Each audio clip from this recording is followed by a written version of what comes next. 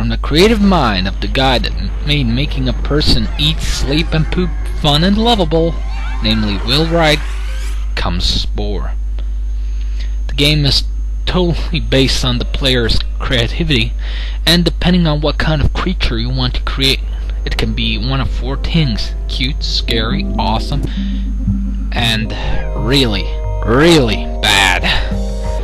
And the story, as Will Wright said so many times, goes the way the player wants them to. And the story is really one's own when the player is capable of making nearly anything in the game's huge variety of creators, which we can definitely hope will be more of in the future.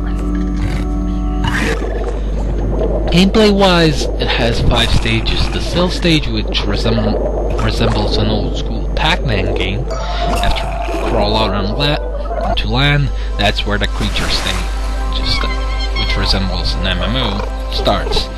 You will either befriend yourself with neighboring species, or eat them.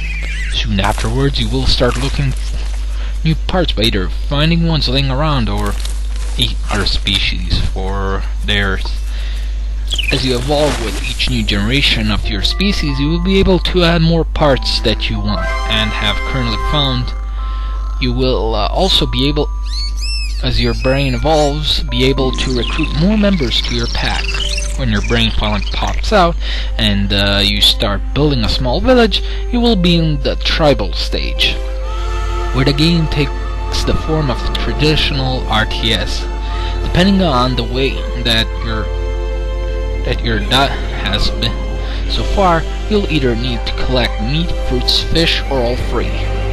So far, in the other 2 stages, depending on what you have chosen to be in previous stages, will determine what powers or special abilities you will have later stages, such as calling a large beast of the seas to get you lots of fish, or to set traps in the tribal stage, or to use nukes in civilization stage. Just like in the last stage, you will be able to befriend other tribes or destroy them, and you'll get more tools and stuff for your tribe. Although I do know that they should have made the tribal building also available in a creator. I also think that they should have put up walls. But depending on what path you choose, the main HUD will change, and once you either destroyed everybody or make friends with them, or both, you will enter the civilization stage and conquer the world. Well, your world at least. Whether it will be ruled by some of the cutest beings in the universe or some of the literally biggest dicks is your decision. Since the start of the game, in this stage you have the most options as far as customization goes. You can create depending on what path you have already chosen to go: military, economic, or religious, land vehicles, ships, or planes, and buildings as well. Too bad you can't do the same with turrets though, and gameplay is basically civilization meets a real-time strategy. And after a nice little spaceship, and after everyone's either converted or conquered, and you got the whole planet to yourself, you can make a nice little spaceship and enter the space stage, where now you can go to various planets and you can pick shit up with your tractor beam and throw them around, or you can gather information from creatures, buildings, etc. Or as the usual, just blow stuff up with your standard laser or the nice array of nifty weapons and tools that you can purchase. The game space stage is pretty much the end phase of the game and is close to endless, and you have lots more to do. Although, as an Imperial AT-AT fan, I only wish that I could have had a bit better way to conquer enemy planets.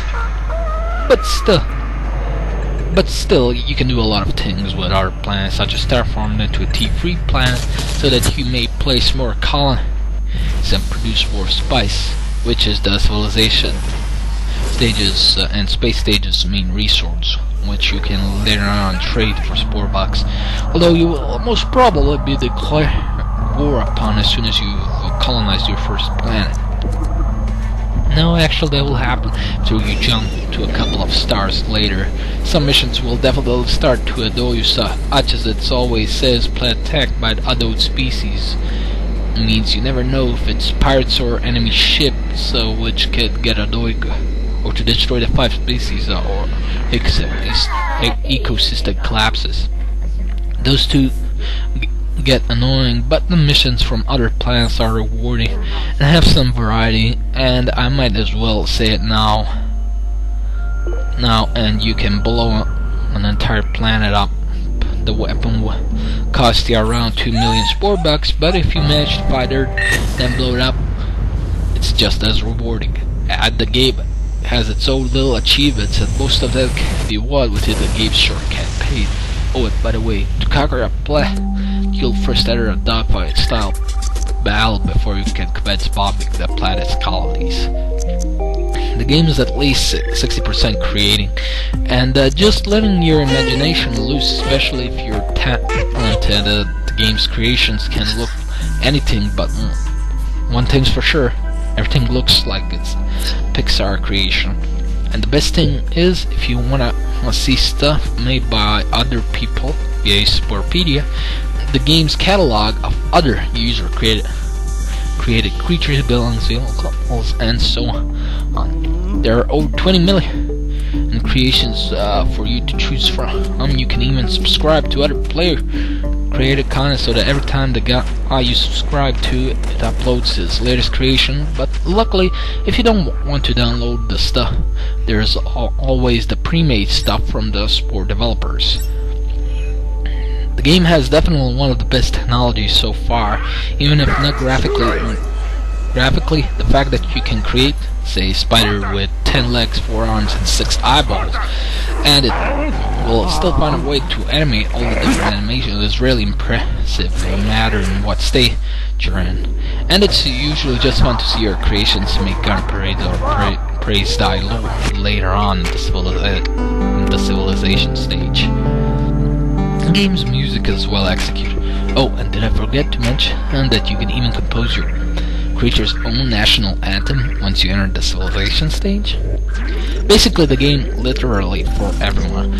The game can take even those that don't play that much video games that make them addicted to the game just by seeing the amount of things that one can create within its various creators, which makes the game an excellent gateway game. Some parts of the game are shallow without a doubt, but the game has been simplified for the casual audience, which makes the game more appealing, but will definitely turn most hardcore players off the experience. But after all, this is a Maxis game, and we can definitely expect to see future expansions that will change up the gameplay or add even more parts for us to tinker with. But just like The Sims, it's easy to say and see that Spore is definitely a game of its own genre, even if it had to take guns of others to create it. But no matter if you like it or hate it, after you played it, definitely never experienced anything similar. This was Greatdictator for Dateyourgame. Please visit